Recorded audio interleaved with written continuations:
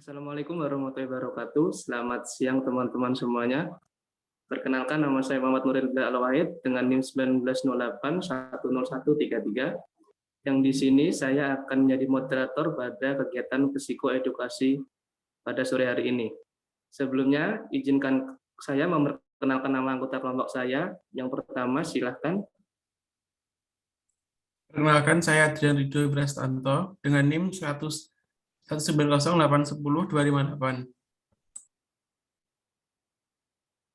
Selanjutnya. Perkenalkan, nama saya Ririn Syawa Aziza, NIM 1908174.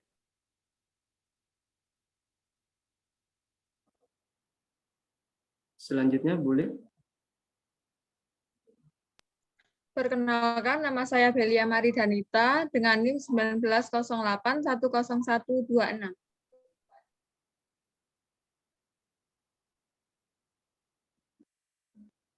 Selanjutnya.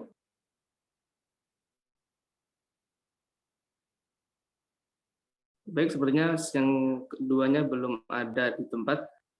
Yang selanjutnya itu ada Bima Abi Muslim dengan 1908100263 dan juga Wahyu Sigit Prasetyo dengan NIM 1908100433. Baik, untuk acara hari ini akan saya paparkan terlebih dahulu. Pada acara sore hari ini akan kami lakukan kegiatan psikoedukasi pada sore hari ini dengan judul psikoedukasi pergaulan bebas dan seksualitas. Sebelum itu saya akan membacakan kegiatan yang akan dilaksanakan pada sore hari ini. Yang pertama, maksud saya terdiri dari 6 sesi. Yang pertama adalah sesi pertama, yaitu pembukaan dan perkenalan. Yang kedua, ada sesi kedua, sharing dan pengalaman. Sesi ketiga ada pemaparan materi. Sesi keempat ada ice breaking. Sesi kelima adalah cara mencegah dan diskusi pre-forum ataupun diskusi bersama. Yang keenam adalah penutup. Baik, yang selanjutnya akan dibuka pada sesi pertama, yaitu pembukaan dan perkenalan. Baik, kalau begitu, silakan untuk teman-teman saya yang ada di sana untuk melanjutkan ke sesi 2, yaitu sharing pengalaman yang akan dibacakan oleh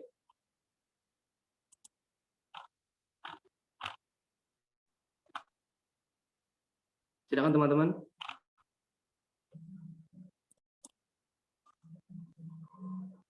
Baik, terima kasih teman-teman. Untuk selanjutnya yaitu mengenai sharing pengalaman. Di sini apakah teman-teman mengetahui mengenai pergaulan bebas dan seksualitas? Gimana teman-teman? Boleh open mic atau boleh nulis di room chat?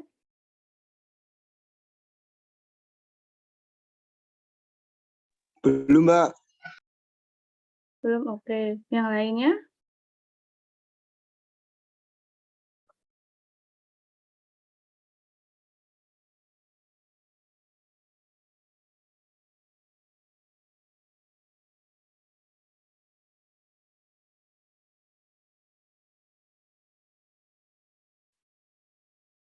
Gimana yang lain? Apakah ada yang mengenal pergaulan bebas atau seksualitas?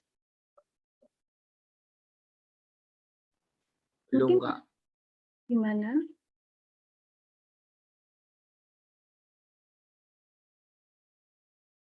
Belum. Belum, oke. Di lingkungan tempat tinggal teman-teman, apakah nggak ada yang mengalami pergaulan bebas atau tentang seksualitas?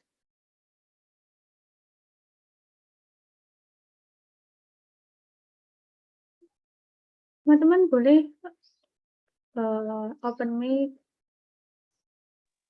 Ada, Kak, ada. Gimana? Atau tentang Kak. atau sepengetahuan teman-teman aja deh tentang pergaulan bebas itu gimana, seksualitas itu gimana. Pergaulan bebas. Gampangnya kan sebenarnya sebelum menikah. Oke. Yang lain nggak ada yang tahu?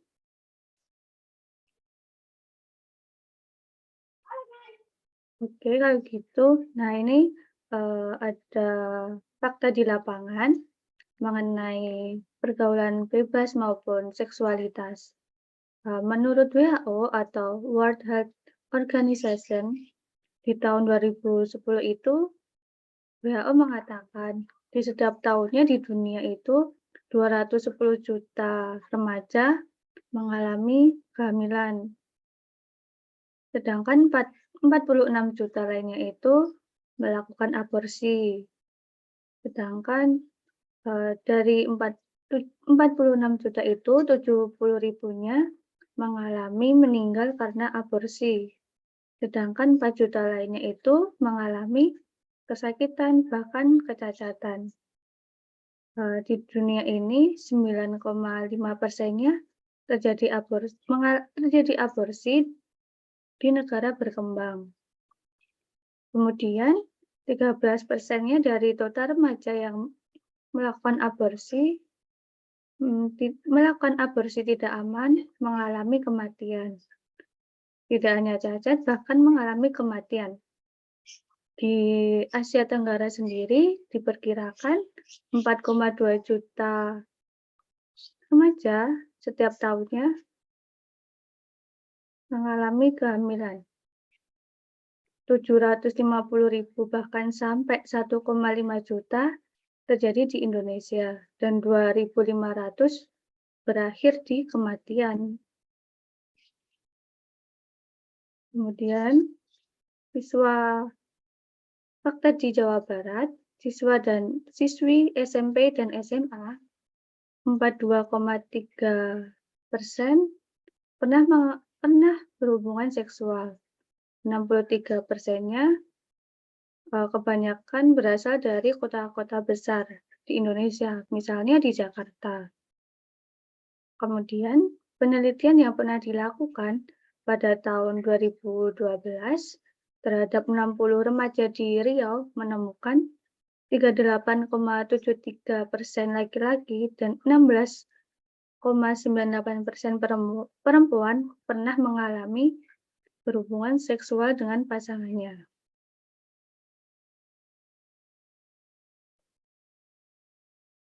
Untuk definisi akan dilanjutkan oleh teman saya. Baik, Baik, yang silakan. selanjutnya ada definisi pergaulan bebas.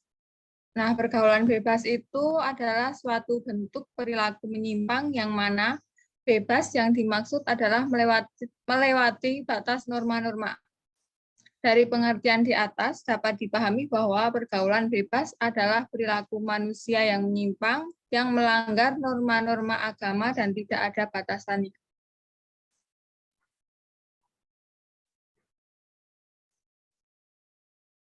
Nah, selanjutnya kita masuk ke faktor-faktor pergaulan bebas.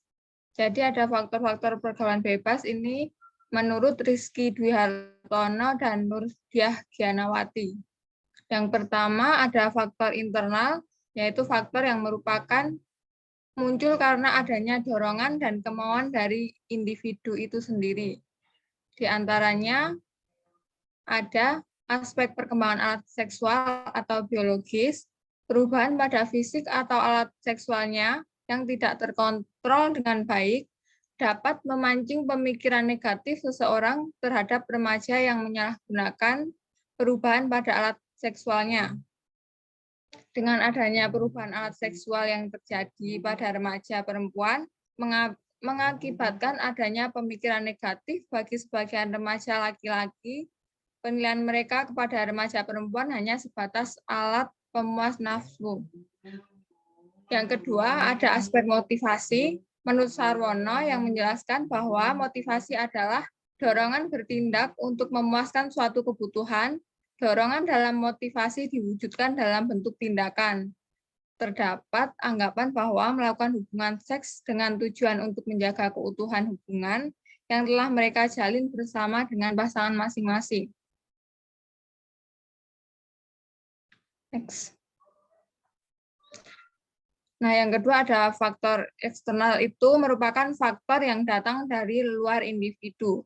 Yang pertama ada aspek keluarga. Menurut pendapat Taris dan Senim, remaja yang tidak memiliki hubungan erat dan pengawasan dengan orang tua cenderung terlibat dalam hubungan seksual pranikah. Yang kedua ada aspek pergaulan. Pergaulan dengan teman sebaya yang di dalamnya terdapat keakraban dan adanya intensitas pertemuan yang tinggi dapat memberikan pengaruh terhadap individu lain di dalam kelompok tersebut. Misalnya, timbul rasa penasaran dan keinginan untuk mencoba kebiasaan yang dilakukan oleh salah satu individu dalam kelompok tersebut, baik kebiasaan positif maupun kebiasaan negatif. Next. Nah, yang selanjutnya ada dampak pergaulan bebas. Yang pertama, kenakalan remaja. Seorang ilmuwan sosiologi, Kartono, mengatakan jika kenakalan remaja adalah gejala patologi sosial yang dialami para remaja yang disebabkan oleh satu bentuk pengabaian sosial yang membuat perilaku menyimpang. Akibat pergaulan bebas dalam bentuk kenakalan remaja pun bisa dimulai dari gangguan dan ketentraman lingkungan hingga ke tingkat yang ekstrim seperti berkelahi, memakai obat-obatan terlarang, berjudi, dan merugikan orang lain. Yang kedua ada seks bebas. Nah, seks bebas itu adalah cara seseorang dalam melepaskan dorongan yang berasal dari organ seksual yang belum matang, seperti akibat dari percobaan, hingga melakukan kontak seksual. Jika dilakukan oleh remaja, maka menjadi salah satu penyalahan norma yang tidak sesuai dengan lingkungan. Melakukan seks bebas tentunya akan membuat banyak bahaya mengintai, antara lain tertular penyakit kelamin, HIV atau AIDS, kehamilan yang tidak direncanakan, dan kanker serviks. Yang ketiga yaitu pendidikan terhambat. Anak yang terjerumus pergaulan bebas akan berpengaruh pada pendidikan dan prestasi belajarnya, mulai dari keinginan belajar yang turun, malas belajar, bolos sekolah, hingga putus sekolah. Yang terakhir, minimnya komunikasi dengan keluarga. Akibat dari pergaulan bebas adalah renggangnya hubungan dengan keluarga. Anak-anak biasanya membutuhkan pengakuan, perhatian, dan eksistensi di tengah keluarga. Di sini, jika anak terjebak pergaulan bebas, maka akan menjadi pembangkang, tidak menuruti apa kata orang tua, dan jadi anak yang berbeda. Dengan memberikan perhatian yang diinginkan, diharapkan anak tidak terjerumus ke dalam pergaulan bebas. Yang selanjutnya,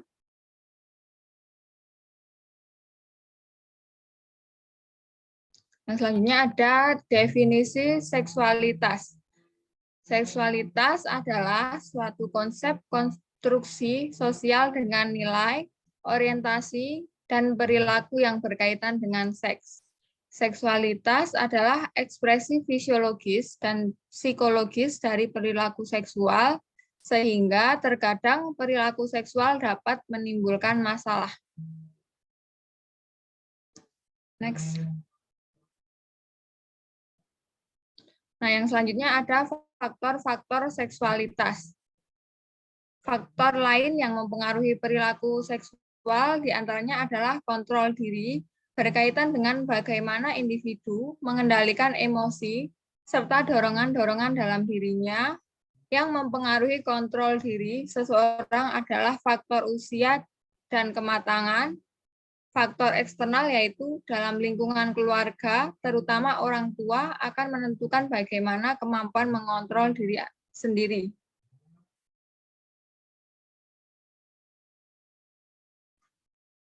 Nah, yang selanjutnya ada dampak seksualitas. Yang pertama ada sifilis atau raja singa. Sifilis juga dikenal sebagai penyakit raja singa. Penyakit ini disebabkan oleh bakteri Treponema pallidum yang memiliki masa penularan di antara 10 sampai 90 hari. Sifilis ditandai dengan timbulnya luka kecil berbentuk bundar yang hampir selalu muncul di dalam atau sekitar alat kelamin, anus, atau di mulut. Jika tidak diobati, penderita bisa mengalami kebutaan, tuli borok pada kulit, penyakit jantung, kerusakan hati, lumpuh, hingga kematian. Yang kedua ada gonore. Gonore atau kencing bernanah terjadi akibat infeksi dari bakteri Neisseria gonorrhea. Gejala ini meliputi sakit saat buang air kecil, sering buang air kecil, keluarnya nanah pada ujung penis atau vagina, dan nyeri di bagian kelamin.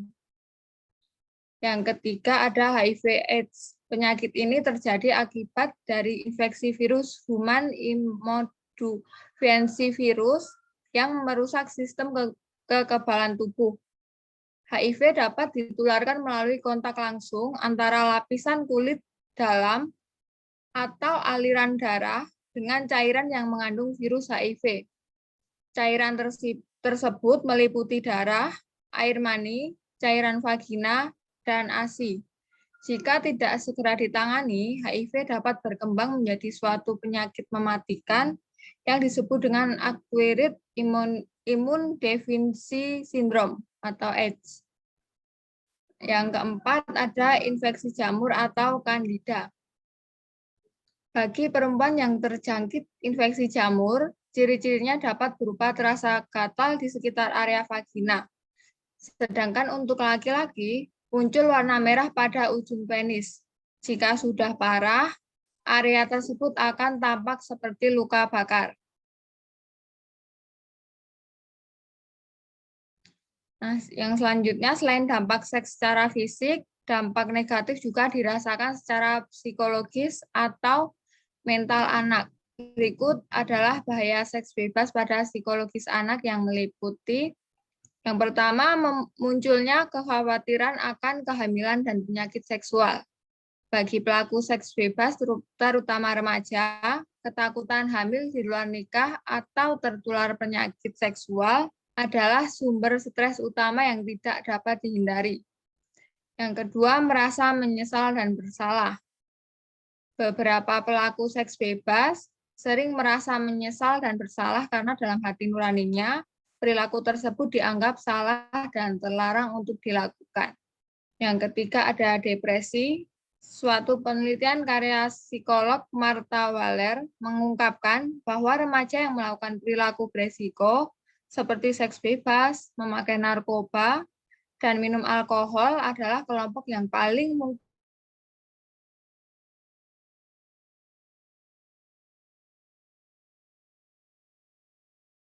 jika tidak dilakukan dengan menggunakan pengaman, seks bebas bisa menyebabkan kehamilan di usia muda. Kehamilan di usia muda memiliki resiko yang lebih tinggi untuk mengalami tekanan darah tinggi, anemia, kelahiran prematur, berat badan lahir rendah, dan mengalami depresi pasca persalinan. Baik, yang selanjutnya dilanjutkan oleh teman saya. Baik, teman-teman, kita sampai ke sesi keempat, yaitu ice breaking, yang dimana di sesi ice breaking ini kita akan sedikit hiburan karena ada sedikit guyonan ataupun lelucon untuk kita semua, supaya nggak sedikit jenuh, yaitu ice breaking dengan tebak-tebakan, yaitu Cak Lontong. Baik, saya akan mulai share screen.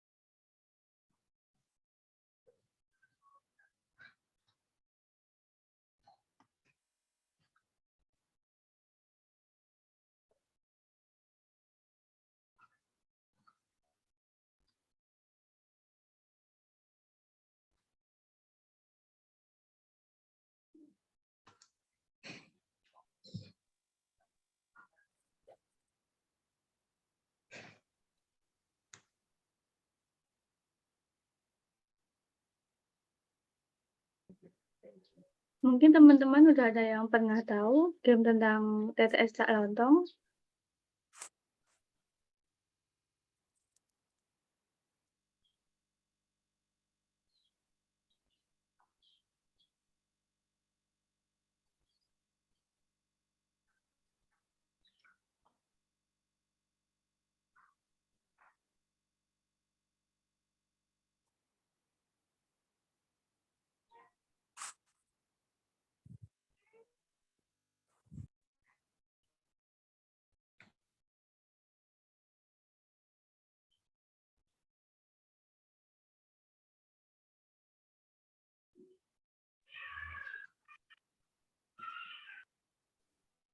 Jadi TTS Cak Lontong itu tuh seperti TTS biasa, tapi jawabannya itu agak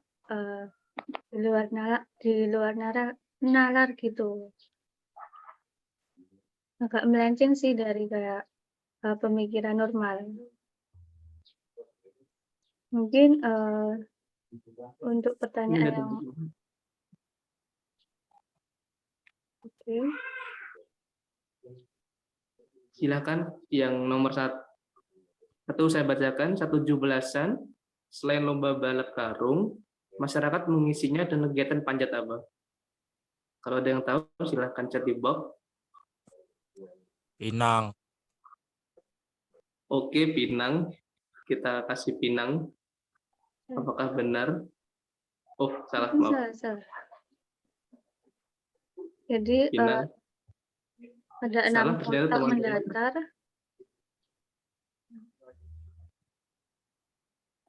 Salah ternyata.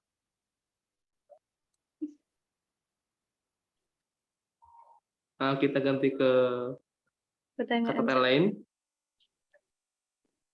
Mungkin yang pertanyaannya yang menyebabkan orang haus saat Ramadan.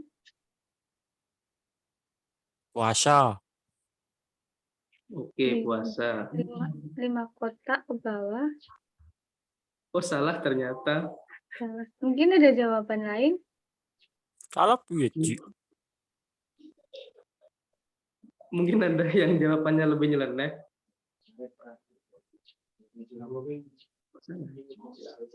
Baik ya.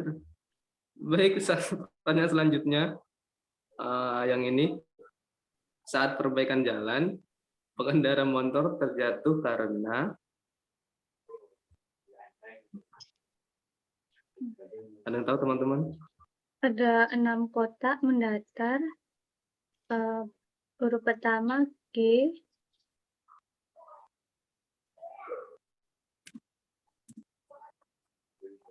Gilang.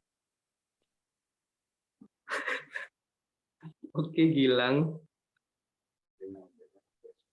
Oh, salah teman-teman. Baik, kalau gitu teman-teman kita kembali ke ruangan break room. Kita langsung lanjut ke sesi selanjutnya.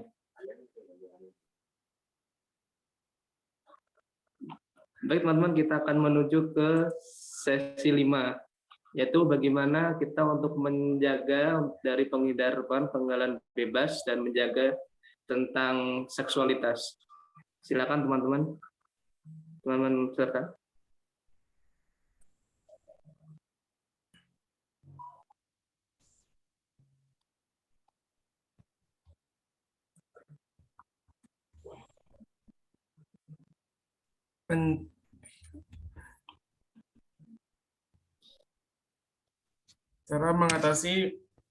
Cara mengatasi pergaulan bebas. Mengisi waktu luang dengan berbagai kegiatan positif. Misalkan mengembangkan bakat atau berolahraga.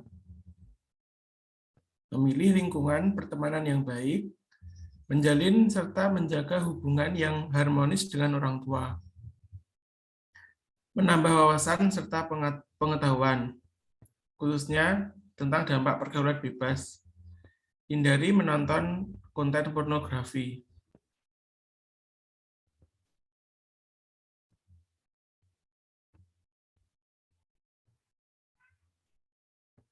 Pergaulan bebas harus dihindari karena membawa dampak buruk, baik dalam bidang kesehatan maupun pendidikan. Ayo hindari pergaulan bebas dari lingkungan kegiatan positif. Cara mengatasi seksualitas.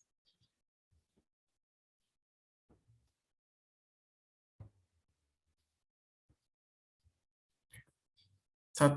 Sosialisasi tentang pengetahuan dan pemahaman tentang kesehatan reproduksi remaja, khususnya mengenai perilaku seks. 2. Pemerintah, keluarga, dan lingkungan sosial mengambil peran ketika remaja mulai mengakses sesuatu yang merugikan mereka. 3. Adanya pengawasan dari orang tua yang tidak mengekang. 4. Orang tua harus menjadi tempat curhat yang nyaman untuk anaknya. 5. Perlunya pembelajaran agama yang dilakukan sejak dini. Baik. Baik teman-teman, tadi sudah dipaparkan bagaimana cara mencegah maupun menghindari pergaulan bebas dan bagaimana kita menyikapi seksualitas di dalam masa-masa remaja ini. Dan kita sekarang berada di penghujung acara yaitu sesi ke-6 dan penutup yang akan saya sedikit merangkum dari kegiatan pada hari ini, yaitu pada hari ini kita sudah melakukan kegiatan psikoedukasi tentang pergaulan bebas maupun seksualitas, dan sudah sedikit ada kegiatan, tadi ada pemaparan tentang definisi, dampak, maupun faktor-faktor yang mempengaruhi keduanya, dan juga ada sedikit tips untuk teman-teman juga untuk mencegah pergaulan bebas dan betapa pentingnya pergaulan bebas. Baik, untuk Saudara Eva, silakan jika ada yang mau bertanyakan sebelum. Baik, sebelumnya terima kasih. Saya ingin mempertanyakan, yaitu bagaimana peran kita sebagai mahasiswa, yang mana kita mempunyai tugas pokok dan fungsi sebagai agent of change, agent of control, dan agent of sosial dalam menanggulangi persoalan-persoalan ini. Khususnya persoalan kekerasan seksual, pergaulan bebas, dan seksualitas. Baik, jika sudah. Baik, terima kasih untuk pertanyaannya Mbak Eva. Jadi kalau menurut pendapat saya yang dari segi mahasiswa, terutama saya jaga dari Fakultas Psikologi, masih sangat ingin pemberdayaan tentang seksualitas maupun pergaulan bebas seperti menggunakan psikoedukasi seperti ini ataupun membuat template-template intervensi yang sudah saya lakukan juga bersama kelompok saya waktu itu dengan mengunggah poster-poster tentang menghindari atau pencegahan pergaulan bebas, dan di mana masalah ini tidak dapat diselesaikan dengan begitu saja karena ini sudah sangat besar baginya untuk kita semua, dan kita juga sebagai mahasiswa juga harus menjaga tentang hal ini dan sangat mementingkan hal ini. Begitu menurut saya. Jika ada teman-teman peserta yang ingin menanggapi atau menambahkan, silakan.